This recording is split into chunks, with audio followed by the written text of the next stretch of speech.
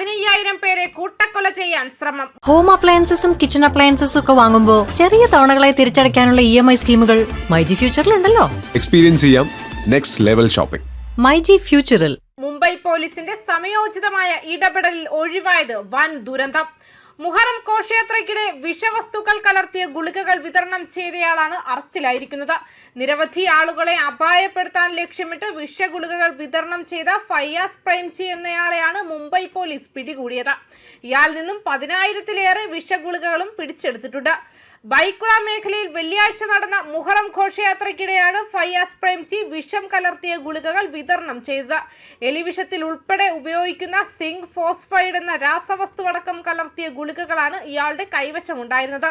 ഘോഷയാത്രയിൽ പങ്കെടുക്കാനെത്തിയവർക്ക് വേദന സംഹാരിയാണെന്നും പ്രതിരോധശേഷി വർദ്ധിപ്പിക്കാനുള്ള മരുന്നാണെന്നും പറഞ്ഞാണ് ഇയാൾ ഗുളികകൾ വിതരണം ചെയ്തിരുന്നത്. എന്നാൽ പ്രതിയുടെ പെരുമാറ്റത്തിലും ഗുളിക വിതരണത്തിലും സംശയം തോന്നിയ 3 വനിതാ വോളണ്ടിയർമാർ ഇയാളെക്കുറിച്ച് പോലീസിനെ വിവരമറിയിക്കുകയായിരുന്നു. തുടർന്ന് പോലീസ് എത്തിയ ഫയ്യാസ് പ്രേംജിയെ കസ്റ്റഡിയിലെടുത്തതോടെയാണ് വിതരണം ചെയ്ത് വിഷഗുളികയാണെന്ന് കണ്ടെത്തിയത്. പ്രതിയിൽ നിന്നും ഗുളിക വാങ്ങി കഴിച്ച 11 പേർ കുഴഞ്ഞു വീണെന്നും ഇവരെ ആശുപത്രിയിൽ പ്രവേശിപ്പിച്ചെന്നും പോലീസ് പറഞ്ഞിരുന്നു. ഇതിൽ ഒരാളൊഴികെ മറ്റുള്ളവരെല്ലാവരും അപകടനില തരണം ചെയ്തതായും പോലീസ് അറിയിച്ചിട്ടുണ്ട്. ഗുളിക കഴിച്ചതിന് പിന്നാലെ കഠിനമായ വയറുവേദനയും ഛർദിയുമാണ് ഇവർക്കെല്ലാം അനുഭവപ്പെട്ടത്.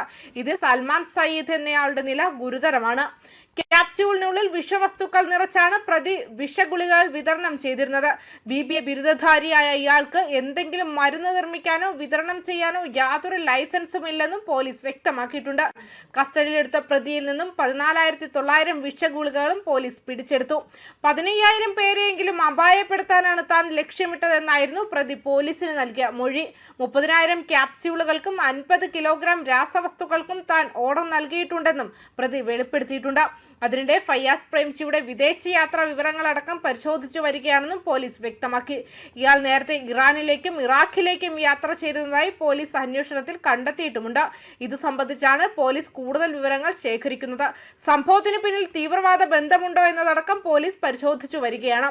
പ്രേംജിയുടെ സഹോദരി ഇറാനിൽ ഫിസിയോതെറാപ്പിസ്റ്റായി ജോലി ചെയ്യുകയാണെന്നും അമ്മയും നിലവിൽ ഇറാനിലാണെന്നും പോലീസ് വ്യക്തമാക്കിയിട്ടുണ്ട്.